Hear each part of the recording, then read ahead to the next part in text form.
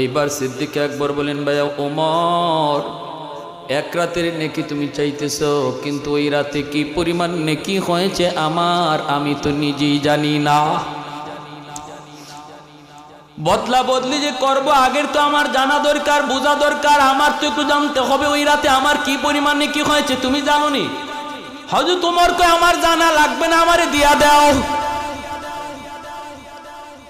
হযরত আবু বকর সিদ্দিক কয়, তাহলে ঠকবো না, জিতবো, একটু বোঝা তো দরকার, চলো নবীর কাছে যাই। আল্লাহু আকবার। চলো আল্লাহ নবীর কাছে যাই, যায় একটু জিজ্ঞেস করি ওই রাতে আমি আবু বকরের কি পরিমাণ নেকি হয়েছে।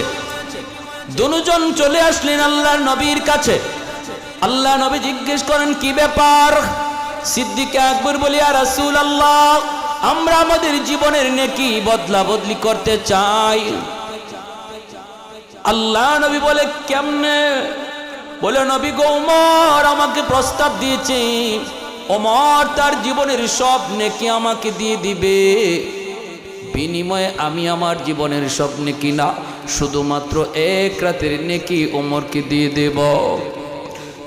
আল্লাহর নবী বলেন, সেটা কোন রাত?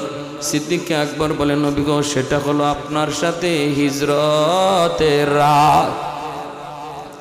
আল্লাহর নবী তখন বলেন, আবু বকর, আমি কোনো মত দিব না, আমি কোনো পরামর্শ দিব না, কারণ আমি কোন কথা বলবো আর তোমরা কে খুশি হবা আর কে নারাজ হবা।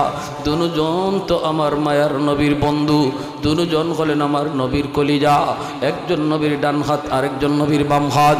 আমার নবী এত ঘনিষ্ঠ দুই বন্ধু, আজও নবী সেই দুই বন্ধুকে নিয়া মদিনার রওজায় আথারে দুই বন্ধুরে নিয়ে চিরনিদ্রায় শুয়ে আছেন।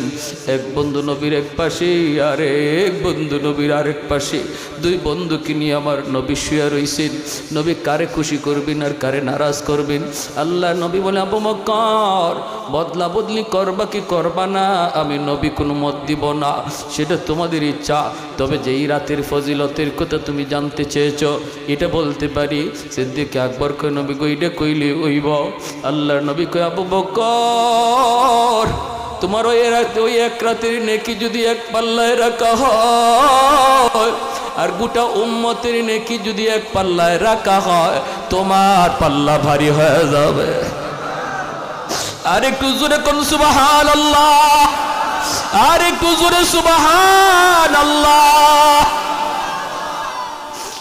এই কথা বলতে সিদ্দিক আকবর চোখের পানি মুছেন আর কোন, নবী গো আমি তো নিজেও জানি না। হযরত ওমরকে বলতেছেন, ভাই ওমর শুনছো তো, তাহলে বদলানো যাবে না। এই কথা আল্লাহ পাক রব্বুল আলামিন